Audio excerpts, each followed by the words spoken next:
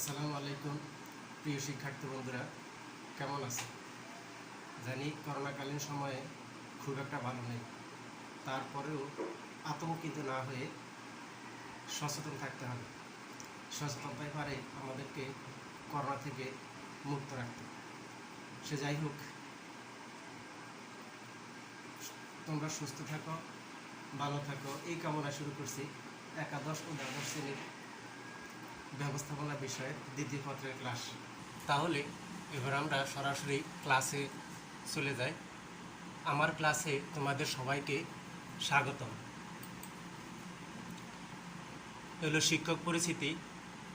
আমি মোহাম্মদ ইব্রাহিম খলিল, প্রভাষক ব্যবস্থাপনা, শাহসুরব ডিগ্রি কলেজ, মনোহরগঞ্জ, কুমিল্লা। পাঠ পরিচিতি। আজকে আমরা যে বিষয়টি নিয়ে আলোচনা করব, ব্যবসা সংগঠন ও ব্যবস্থাপনা দ্বিতীয় পত্র, শ্রেণী দ্বাদশ, অধ্যায় 1, ব্যবস্থাপনার মৌলিক ধারণা। নিচের ছবিগুলো লক্ষ্য করো। প্রথম ছবিতে আমরা কি দেখতে পাচ্ছি? ম্যানেজমেন্ট, অর্থাৎ কতগুলো লোক সারিবদ্ধভাবে দাঁড়িয়ে আছে, সুশৃঙ্খলাবদ্ধভাবে দাঁড়িয়ে আছে।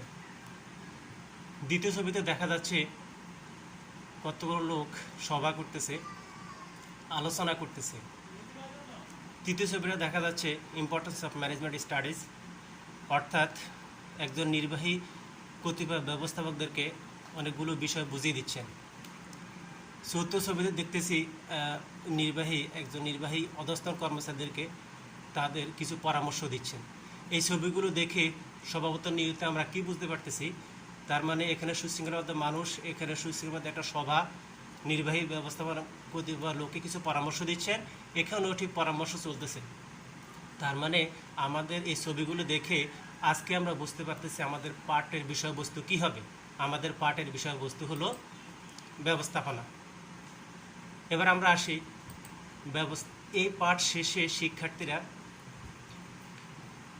ব্যবস্থাপনা কি বলতে পারবে, ব্যবস্থাপনার কার্যাবলী ব্যাখ্যা করতে পারবে, ব্যবস্থাপনার চক্র বর্ণনা করতে পারবে। এবার আসি ব্যবস্থাপনা কি। ব্যবস্থাপনা কি এই কথাটি জানার আগেই আমরা ব্যবস্থাপনার উৎপত্তি সম্পর্কে দুইটি কথা বলে নেই। ব্যবস্থাপনা শব্দটি ইংরেজি ম্যানেজমেন্ট শব্দের প্রতিশব্দ। ইংরেজি ম্যানেজমেন্ট শব্দটির সমার্থক শব্দ গণ্য করা হয় টু হ্যান্ডেড, অর্থাৎ চালনা করা। অধিকাংশ ব্যবস্থাপনাবিদদের ধারণা ম্যানেজমেন্ট শব্দটি ইতালীয় ম্যানেজার শব্দ থেকে এসেছে, যার অর্থ হলো to train up the horse's, অর্থাৎ অশ্বকে প্রশিক্ষিত করে তোলা, যা কালের বিবর্তনে মানুষকে প্রশিক্ষিত করে তার নিকট থেকে কাজ আদায়ের সঙ্গে সম্পর্কযুক্ত হয়ে পড়েছে। অনেকেই ব্যবস্থাপনাকে ম্যানেজ, ম্যান, টি মানে ট্যাক্টফুলি এই তিনটে ভাগে ভাগ করেছে। ম্যানেজ মানে ব্যবস্থা করা, ম্যান মানে মানুষ, টি মানে ট্যাক্টফুলি কৌশল। তার মানে মানুষ কৌশলে তার ব্যবস্থা করে থাকে, তাকে ব্যবস্থাপনা বলা হয়। অর্থাৎ মানবিক শক্তির কৌশলগত প্রক্রিয়া হলো ব্যবস্থাপনা। প্রাতিষ্ঠানিক লক্ষ্য অর্জনের জন্য এই তিন নিয়োজিত উপকরণাদির কার্যকর ব্যবহারের সকল প্রয়াস প্রচেষ্টাকে ব্যবস্থাপনা বলে। প্রতিষ্ঠানের উপকরণাদি দুই ধরনের, একটি মানবীয়, অপরটি বস্তুগত। মানবীয় উপকরণ বলতে মানুষ বা জনশক্তিকে বোঝায়, আর বস্তুগত উপকরণ বলতে যন্ত্রপাতি, মালামাল, অর্থ, বাজার ও পদ্ধতিকে বোঝায়। এদেরকে সংক্ষেপে 6M বলে। 6M বলতে ম্যান, মেশিন, ম্যাটেরিয়ালস, মানি, মার্কেট ও মেথড। ব্যবস্থাপনার সংজ্ঞা দিতে গিয়ে অ্যালেন বলেন, management is what a manager does, অর্থাৎ ব্যবস্থাপক যা করেন তাকে বলা হয় ব্যবস্থাপনা। হ্যান্ডি পায়েল বলেন, to manage is to forecast and plan, to organise, to command, to coordinate and control, অর্থাৎ পূর্বানুমান পরিকল্পনা করা, সংগঠন করা, আদেশ দান করা, সমন্বয় সাধন করা এবং নিয়ন্ত্রণ করা। বিভিন্ন ব্যবস্থাপনাবিদদের তত্ত্ব ও তথ্য মতে পরিশেষে আমরা ব্যবস্থাপনার এই সংজ্ঞায় পৌঁছতে পারি, উপকরণাদির কার্যকর ব্যবহার করে লক্ষ্যে পৌঁছানোর জন্য পরিকল্পনা, সংগঠন, কর্মী সংস্থান, নির্দেশনা, প্রেরণা, সমন্বয় সাধন ও নিয়ন্ত্রণ কার্যকে ব্যবস্থাপনা বলা হয়। তাহলে এবার আমরা ব্যবস্থাপনা কাকে বলে এই সংজ্ঞাটি প্রত্যেকে খাতায় লিখে নেই। এবার আসি ব্যবস্থাপনার কার্যাবলী সমূহ। ব্যবস্থাপনার সংজ্ঞাতেই বলা আছে প্রতিষ্ঠানে নিয়োজিত উপকরণাদির কার্যকর ব্যবহার এর প্রয়াস বা প্রক্রিয়াকে ব্যবস্থাপনা বলে। ব্যবস্থাপনা বিশারদগণ ব্যবস্থাপনার এই কাজ বা কর্মপ্রক্রিয়াকে বিভিন্নভাবে বর্ণনা করেছেন। হেনরি পায়েল ব্যবস্থাপনার কাজগুলোকে 5টি ভাগে ভাগ করেছেন। সেটি হলো পূর্বানুমান পরিকল্পনা, সংগঠন, আদেশ দান, সমন্বয় সাধন ও নিয়ন্ত্রণ। আইরিকো কুঞ্জ ব্যবস্থাপনাকে কয়েকটি ভাগে ভাগ করেন। সেটি হলো পরিকল্পনা, সংগঠন, কর্মী সংস্থান, নেতৃত্ব দান ও নিয়ন্ত্রণ। এগুলিক ব্যবস্থাপনার সূত্রই দিয়েছেন, যা সর্বজন খ্যাত ছিল পটস্কপ: planning, organising, staffing, directing, coordinating, reporting and budgeting. ব্যবস্থাপনার এই কাজগুলোর সাথে E.F. এলব্রিজ একটি কাজ যোগ করেছেন ব্যবস্থাপনার ক্ষেত্রে, সেটি হলো মোটিভেশন বা প্রেরণা। ব্যবস্থাপনা বিশারদগণ প্রদত্ত তথ্য অনুযায়ী আমরা ব্যবস্থাপনার কার্যাবলীকে 7টি ভাগে ভাগ করতে পারি। 1. পরিকল্পনা, 2. সংগঠন, 3. কর্মী সংস্থান, 4.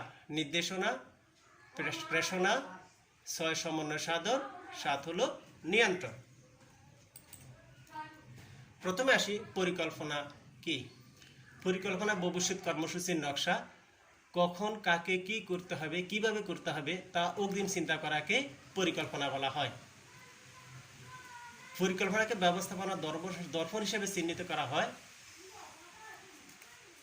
পরিকল্পনা ভবিষ্যতে কি করা হবে তা আগাম ঠিক করাকে পরিকল্পনা বলে। ব্যবস্থাপনা প্রক্রিয়ার প্রথম কাজ হলো পরিকল্পনা। এটি ব্যবস্থাপনার অন্যান্য কাজের ভিত্তিস্বরূপ। কোন কাজ কখন, কিভাবে, কার দ্বারা সম্পাদন করা হবে তার পূর্ব সিদ্ধান্ত গ্রহণকে পরিকল্পনা বলে। ব্যবস্থাপনার দ্বিতীয় কাজ সংগঠন। গৃহীত পরিকল্পনা বাস্তবায়নের জন্য উপকরণাদিকে সংগঠিত ও কাজে লাগানোর উপযোগী করাকে সংগঠন বলে। অর্থাৎ উপকরণ সংগ্রহ ও যোগান এবং সেগুলোকে কার্যে ব্যবহার করার জন্য আন্তঃসম্পর্ক সৃষ্টি এবং প্রতিষ্ঠানের সকল কর্মীদের দায়িত্ব কর্তৃত্ব বন্টন করাই হলো সংগঠন। অর্থাৎ প্রতিষ্ঠানের জন্য যে 2 ধরনের উপকরণ, একটা মানবীয়, একটা বস্তুগত, ওই মানবীয় এবং বস্তুগত উপকরণগুলোকে একত্রিতকরণ, প্রত্যেক কর্মীকে তার দায়িত্ব কর্তব্য বুঝিয়ে দেওয়া, প্রতিষ্ঠানের মধ্যে বস্তুগত অবস্তুগত জিনিসগুলোর মধ্যে আন্তঃসম্পর্ক সৃষ্টি করে কর্মীদের দায়িত্ব কর্তব্য বন্টন করাকেই সংগঠন বলা হয়। 3. কর্মী সংস্থান। প্রতিষ্ঠানের জন্য যোগ্য ও দক্ষ কর্মী বাহিনী গড়ে তোলার লক্ষ্যে উপযুক্ত কর্মী সংগ্রহ, নির্বাচন, নিয়োগ ও উন্নয়নের কাজকে কর্মী সংস্থান বলে। কর্মী সংস্থান মানে কর্মী জোগাড় করা। কর্মী প্রতিষ্ঠানে নিয়ে আসা থেকে সংগ্রহ থেকে শুরু করে কর্মীর নির্বাচন, নিয়োগ, উন্নয়ন, কর্মীর ছুটি, পদোন্নতি, বরখাস্ত, যত কিছু আছে সকল কিছু কর্মী সংস্থানের আওতাভুক্ত। প্রত্যেকটা প্রতিষ্ঠানে, বৃহত্তম প্রতিষ্ঠানগুলোতে একটি হিউম্যান রিসোর্স ডিপার্টমেন্ট থাকে। তাই যে প্রতিষ্ঠান যত দক্ষতার সাথে কর্মী সংস্থান করতে পারবে সেই প্রতিষ্ঠান তার লক্ষ্যে তত সহজে পৌঁছতে পারবে। এরপর হলো নির্দেশনা।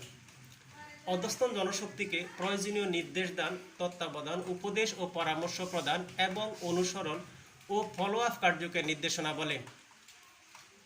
কার্যকর নির্দেশনার মাধ্যমে কর্মীগণ প্রতিষ্ঠানের লক্ষ্য অর্জনের সঠিক পথে চালিত হয়। নির্দেশনাকে ব্যবস্থাপনার চালিকা শক্তি বলা হয়ে থাকে, কারণ একটা প্রতিষ্ঠানের পরিকল্পনা থেকে শুরু করে সংগঠন করা হলো, কর্মসংস্থান করা হলো, কিন্তু ঊর্ধ্বতন বা নির্বাহীর আদেশ না দেওয়া পর্যন্ত কর্মীরা কাজে যোগদান করেন না বা কাজ শুরু করেন না। কর্মীরা কাজ শুরু যেহেতু নির্বাহীর আদেশের ব্যতীত শুরু করতে পারেন না, সেই জন্য নির্দেশনাকে ব্যবস্থাপনা চালিকা শক্তি বলা হয়, কারণ নির্দেশনা দ্বারাই ব্যবস্থাপনার কাজ শুরু হয়ে থাকে। ব্যবস্থাপনার কর্মীদের কাজ শুরু হয়ে থাকে। এরপরে হলো প্রেষণা। যে প্রক্রিয়ায় ব্যবস্থাপক কর্মীদের মধ্যে কাজের প্রতি আকৃষ্ট, আগ্রহী এবং উৎসাহ উদ্দীপনা সৃষ্টি করে থাকেন তাকে প্রেষণা বলে। এর মাধ্যমে কর্মীদের কাজ ও প্রতিষ্ঠানের প্রতি মমত্ববোধ ও আন্তরিকতা সৃষ্টি হয়, কর্মীদের মনোবল বৃদ্ধি পায় এবং তা কাজের দক্ষতা বৃদ্ধিতে সহায়ক ভূমিকা পালন করে। একজন কর্মীর শক্তি সামর্থ্য থাকা সত্ত্বেও অনেক সময় সর্বোচ্চ পরিমাণ তার কাছ থেকে আদায় করা সম্ভব হয় না। একজন নির্বাহী যে কৌশলে একজন কর্মীর কাছ থেকে সর্বোচ্চ পরিমাণ কাজ আদায়ের চেষ্টা চালানো হয় সেই চেষ্টাকেই প্রেষণা বলা হয়। কর্মীরা দুইভাবে প্রেষিত হতে পারে, একটা হলো আর্থিক আর একটা হলো অনার্থিক। কর্মীদের মনের চাহিদা বুঝে তারপর কর্মীদেরকে প্রেষিত করার সিদ্ধান্ত গ্রহণ করা হয়। যে প্রতিষ্ঠানের ব্যবস্থাপক যত বেশি দক্ষ তিনি কর্মীদের মনকে যাচাই বাছাই করে সেই মোতাবেক কর্মীদের প্রেষিত করে থাকেন। নেক্সট, সমন্বয় সাধন। বিভিন্ন ব্যক্তি ও বিভাগের কাজকে এক সূত্রে গ্রথিত ও সংযুক্ত করার কাজকে সমন্বয় বলে। প্রফেসর নিউম্যান বলেন, সমন্বয় একদল লোকের কার্যাবলীকে একই সূত্রে আবদ্ধ করে। এর মাধ্যমে প্রতিষ্ঠানে নিয়োজিত বিভিন্ন ব্যক্তি, বিভাগ ও উপবিভাগের কার্যাবলীকে ঐক্যবদ্ধ করা হয়, ফলে প্রাতিষ্ঠানিক লক্ষ্য অর্জন সহজ হয়। অর্থাৎ একটা প্রতিষ্ঠানের মধ্যে যে কতগুলো বিভাগ উপবিভাগ থাকে, যে কতগুলো ব্যক্তি থাকেন, ব্যক্তি, বিভাগ এবং উপবিভাগ প্রত্যেকের কাজকে এক সূত্রে এক লাইনে নিয়ে আসাকে বলা হয় সমন্বয় সাধন। কোন কর্মীর কখন কোন জায়গায় কোন সমস্যা হচ্ছে নির্বাহীগণ সেগুলো দেখাশোনা করবেন, তত্ত্বাবধান করবেন এবং যার যেখানে যেটি প্রয়োজন সেটি সংযোজন করবেন। সেটি হলো সমন্বয় সাধন করা। নেক্সট হলো নিয়ন্ত্রণ।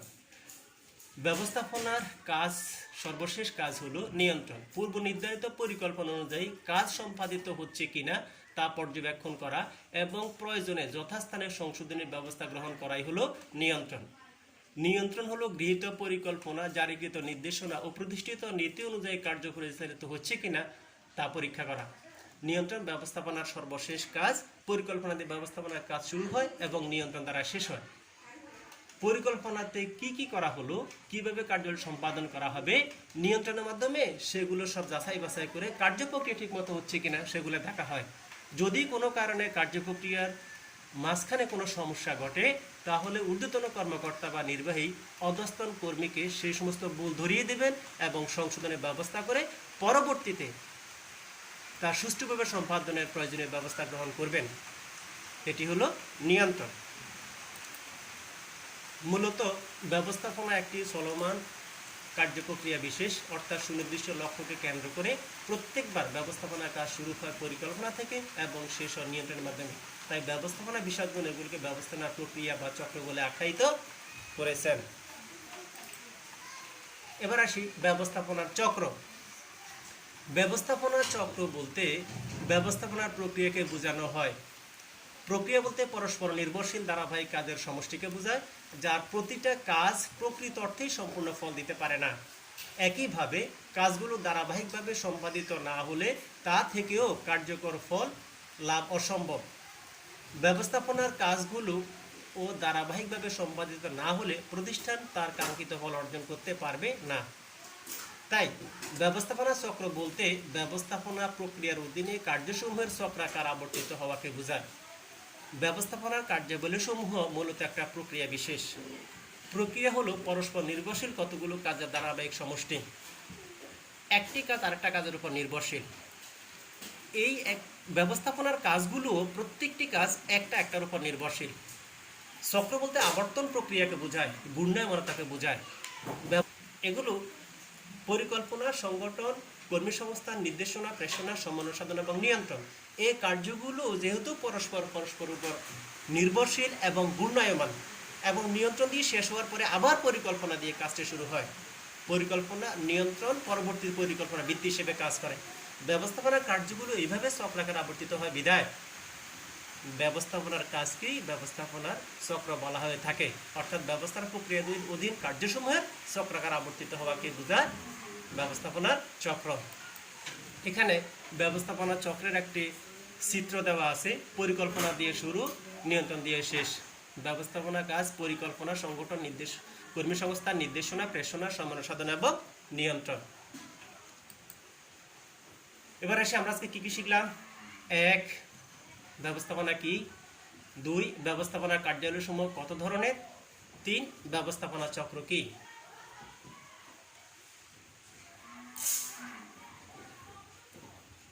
যাবার আগে